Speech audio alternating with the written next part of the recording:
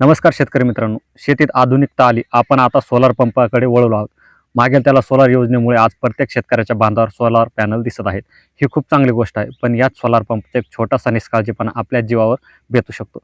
यावर आपला विश्वास बसेल का? अहिल्यानगर जिल्ह्यातील पाथर्डी तालुक्यात येळी गावात जी दुर्घटना घडली ती ऐकून मन सुन्न झाले. आजचा हा व्हिडिओ तुम्हाला घाबरवण्यासाठी नाही तर सतर्क करण्यासाठी आहे. कारण आपल्या एका चुकीमुळे आपल्या घराचा आधार जाऊ शकतो आणि आज आपण त्या घटनेमागचं सत्य आणि सोलार पंप वापरताना काळजी घ्यायची यावर सविस्तर बोलणार आहोत. व्हिडिओ शेवटपर्यंत पहा, कारण विषय हा जीवाशी जोडलेला आहे. मित्रांनो, सोशल मीडियावर तुम्ही ऐकलं असेल की येळी गावात सोलार पंपाचा शॉक लागून एका शेतकऱ्याचा मृत्यू झाला. सुरुवातीला बातमी आली होती की शेतकरी निवृत्ती ढोले यांचा अपघात झाला आहे. पण समोर आलेल्या माहितीनुसार दुर्दैवाने मृत्यू झालेली व्यक्ती त्यांचे सुपुत्र बाळू निवृत्ती ढोले हे आहेत. घराचा करता पुरुष तरुण मुलगा जेव्हा असा अचानक जातो तेव्हा त्या कुटुंबावर काय बितत असेल याची कल्पनाही करवत नाही. मिळालेल्या माहितीनुसार ते सोलार स्वच्छ करत असताना किंवा काहीतरी काम करत असताना त्यांना करंट लागला आणि त्यातच त्यांचा अंत झाला. हे ऐकल्यावर प्रश्न पडतो की आकाशातून ऊन घेणाऱ्या या काचेच्या पॅनलमध्ये इतका करंट येतो कुठून आणि तो इतका जीवघेणा कसा ठरतो? शेतकरी मित्रांनो, हे बारकाईने समजून घ्या. आपल्या घरात जी लाईट येते ती असते एसी करंट. जर चुकून याला हात लागला तर ते आपल्याला जोराचा झटका देऊन दूर फेकते. पण सोलार पॅनलमधून जो करंट तयार होतो तो असतो डीसी करंट आणि हाच सर्वात मोठा धोका आहे. डीसी करंटचा गुणधर्म असा आहे की तो माणसाला झटका देत नाही, तर तो माणसाला चिटकून ठेवतो. स्नायू आखडतात आणि माणूस तिथून हलू शकत नाही.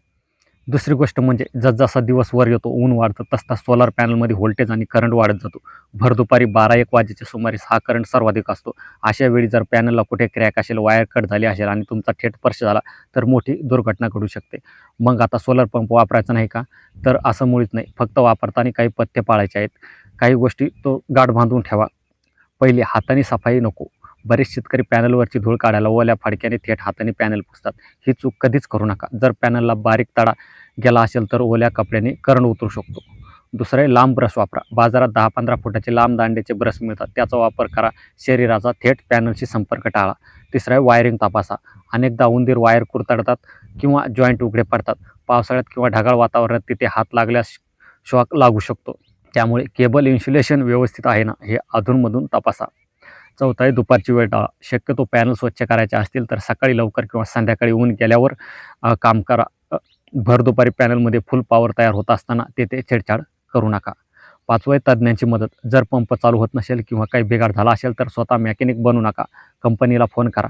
5 वर्षाची वॉरंटी असते. टेक्निशियनला बोलावून घ्या. जीवापेक्षा पैसा महत्त्वाचा नाही. शेतकरी मित्रांनो, बाळू ढोले यांच्यासोबत जे झालं ते कुणासोबतच होऊ नये हीच ईश्वरचरणी प्रार्थना.